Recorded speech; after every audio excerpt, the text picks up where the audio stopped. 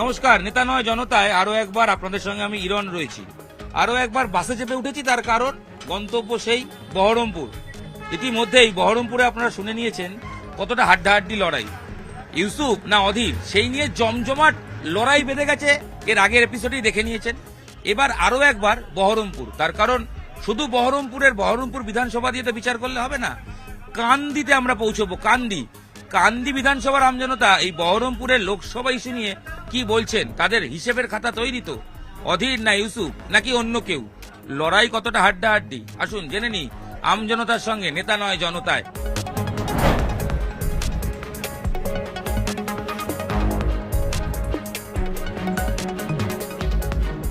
অধীর বনাম ইউসুফ, কি মনে হচ্ছে বলুন তো, হাওয়া কোন দিকে বইছে? দেখুন, ইউসুফ পাঠান যদি জিতে তাহলে সেটা গণতন্ত্রের পক্ষে লজ্জা হবে, কারণ যার রাজনৈতিক সম্বন্ধে কোনো ধারণা নেই। আর অপরপক্ষে যিনি আছেন অধীর রঞ্জন চৌধুরী, বিরোধী হলেও তিনি পার্লামেন্টটাকে কাঁপিয়ে রাখেন, যার পার্লামেন্টারিয়ান কনস্টিটিউশন সম্বন্ধে যথেষ্ট জ্ঞান আছে এবং ধারণা আছে। আমাকে লক্ষ্য রাখতে হবে পার্লামেন্টে গিয়ে জনগণের প্রকৃত সমস্যাগুলো কে উত্থাপন করতে পারবেন, ইউসুফ পাঠান নাকি অধীর রঞ্জন চৌধুরী? যার পার্লামেন্ট সম্পর্কে কোনো ধারণা নেই তাকে ভোট দেওয়াটা মানেই তো বৃথা। ইউসুফ পাঠানের মতো ক্রিকেটার ভোটের ময়দানে জায়গা করতে পারবে বলে মনে হয়? মানে কি মনে হয় আমজনতা হিসেবে? এটা একদমই না, হ্যাঁ একদমই না।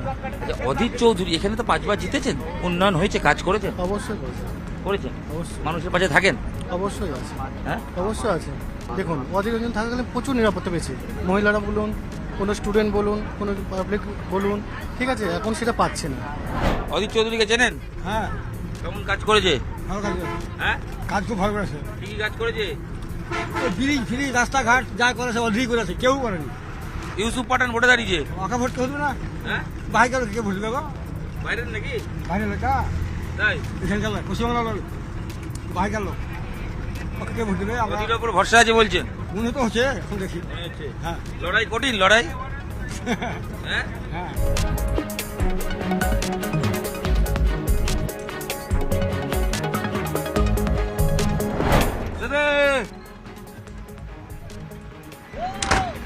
আসুন, কান্দি পৌঁছে গেছি। কান্দির আমজনতার সঙ্গে কথা বলি, তারা কি ভাবছেন নেতা নয় জনতায় শুনবো। আসুন।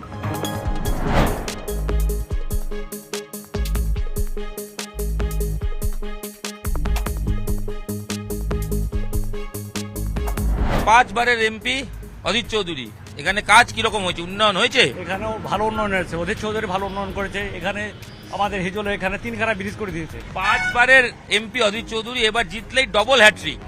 আর তৃণমূল মধ্যখান থেকে একজন ক্রিকেটারকে এনে দাঁড় করিয়ে দিয়েছে, জনপ্রিয় ক্রিকেটার। কি মনে হচ্ছে লড়াইটা কতটা কঠিন? লড়াই হবে, কিন্তু অধীর চৌধুরী জিতবে।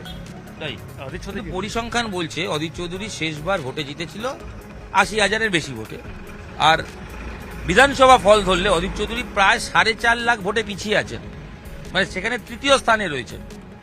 তৃতীয় স্থানে থাকে, কিন্তু লোকসভা ভোটটা হচ্ছে আলাদা ভোট, বিধানসভা ভোট আলাদা ভোট, লোকসভা ভোটটা আলাদা ভোট। এখানে অধীর চৌধুরী যদি জিতে, এখানে বিজেপিকে হঠাতে অধীর চৌধুরী পারবে, তাছাড়া এখানে বিজেপি চলে আসবে। বিজেপি যদি অধীর চৌধুরী না জিতে, তৃণমূল এখানে জিততে পারবে না, অধীর চৌধুরী জিতবে। গ্যাসের দাম বেড়েছে বা কমেছে, পেট্রোলের দাম বেড়েছে বা কমেছে, এই যে ইস্যুগুলো, এইগুলোর প্রভাব আছে এইবারের ভোটে বহরমপুর কেন্দ্রে পড়বে? প্রভাব পড়তে পারে, একটু প্রভাব তো পড়বে। গ্যাসের দাম বাড়ছে মানে তো মোদি বাড়াচ্ছে, তেলের দাম বাড়ছে, গ্যাসের দাম কিন্তু কমেওছে। কমেছে, ভোট আসছে তখন কমাচ্ছে, তা ভোট কেউ চলে গেলে আবার বাড়িয়ে দেবে।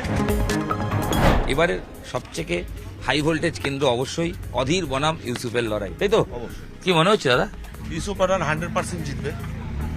কারণ কিন্তু আপনি তো একটা মোদি গ্যারান্টির মতো বলে দিলেন।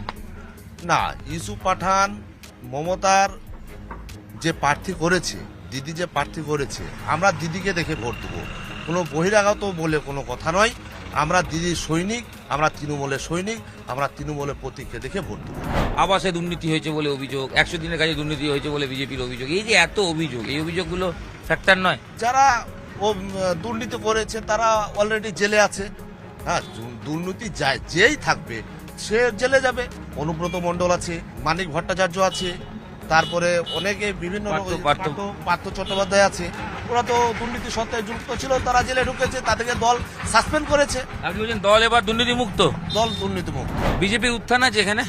এখানে বিজেপির কোনো অস্তিত্ব এখানে নেই। বহরমপুরটা কিন্তু বিধানসভায় বিজেপি জিতেছিল। বহরমপুর জিতুক, ওইটা অধীর চৌধুরীর একটা এজেন্ট। অধীর চৌধুরী ওকে প্ল্যান করে বিজেপিকে জিতিয়েছে। অধীর চৌধুরী কোনো সময়তেই দিল্লি থেকে এখানে কোনো সময় আসেননি, উনি এখন দিল্লির বাসিন্দা। উনি তো বিরোধী দলনেতা, দিল্লিতে তো থাকতেই হবে, দিল্লিতে তো পার্লামেন্ট অংশগ্রহণ করে। ঠিক আছে, এখানে- সেখানে কি এই বহরমপুরের মানুষের কথা বলেন, শুনেছেন? কোনো দিনে নয়। ভোট আসে ভোট যায়, আপনি আমজনতা কি পান? কি পাই? আমরা কিছু পাই না, আমরা বাস ভোটটা দিয়ে দিই, যেটা মানে ভালোই চলে আর কি। হয়তো এখন টিএমসি চলছে, সেই হিসাবে ভোট দিতে হয়। কিন্তু এটা তো আবার বহরমপুর, এটা তো আবার কংগ্রেসের অধীর চৌধুরীর এরিয়া। চৌধুরী হলে এখানে তিনটেই সমান চলবে, এখানে কে জিতবে লাস্ট বলা ভোট। লড়াই হাড্ডাহাড্ডি। লড়াই হাড্ডাহাড্ডি তিনটে, নির্মল সাহাও আছে এখানে। হ্যাঁ। যতটা সহজ ভাবছেন টিএমসি অতটা না। মানে বিজেপির এখানে প্রভাব আছে। বিজেপি এখানে হয়তো মুসলিম বলে নাই, কিন্তু যেখানে হিন্দু আছে না, পুরো ওটা আছে, বিজেপির আছে। ভোট আছে। হ্যাঁ, কিন্তু যতটা সহজ ভাবছে ততটা না। তাহলে ইউসুফ পাঠান, অনেকে বলছেন বহিরাগত, সেভাবে পারবেন না, কি মনে হয়? না না, ও বহিরাগত সেই হিসাবে নয়, ওটা পার্টি হিসাবে ভোট করবে, যেটাই টিএমসি মমতা ব্যানার্জির হিসাবে পার্টি হিসাবে ভোট করবে। অধীর চৌধুরী এখানে উন্নয়ন করেছেন? এখন তো সেরকম কেন্দ্রে যেহেতু কংগ্রেস নেই, সেখানে কোনো উন্নয়ন নাই। আগে যখন কেন্দ্রে কংগ্রেস ছিল তখন উন্নয়ন ছিল, এখানে ছিল অনেক উন্নয়ন ছিল। ইউসুফ পাঠান জিতলে তাকে পাবেন মনে হয়? তিনি তো এখানে থাকেনই না। আর না থাকলে কাজ তো সব এখন ফোনেই হয়। বড় বড় কে থাকে? কোনো নেতাই চক্করের পাশে আসে না গো। মানুষ যখন বিপদে পড়ে কেউই আসে না, সব কাজ ছোটখাটো নেতাতেই করে।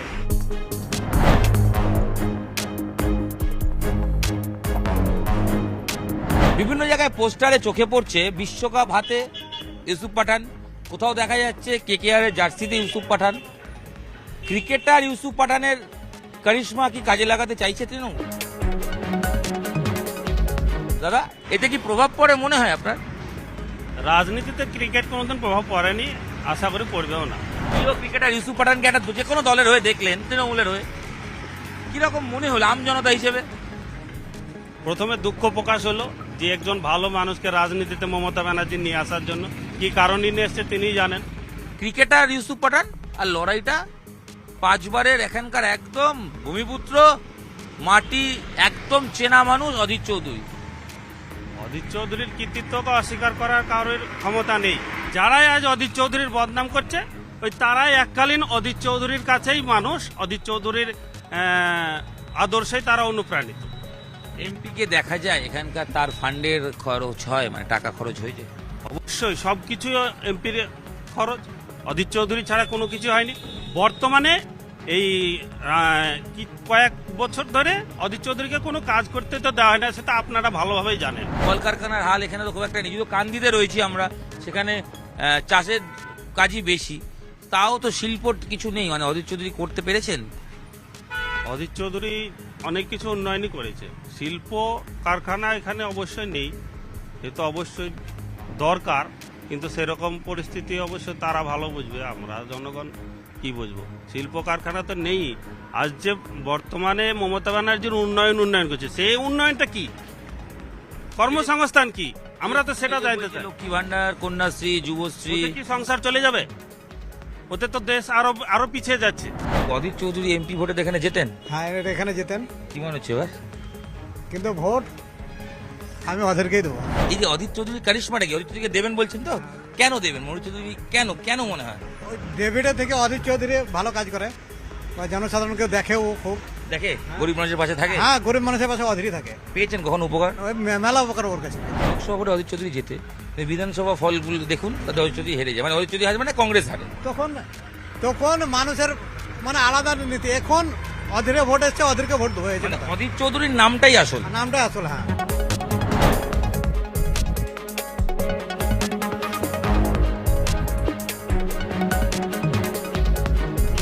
খেলা হবে বহরমপুরের উইকেটে, খেলা হবে সব দল বলছেন। আমরাও তাই একটু ব্যাট বল নিয়ে খেলে নিলাম।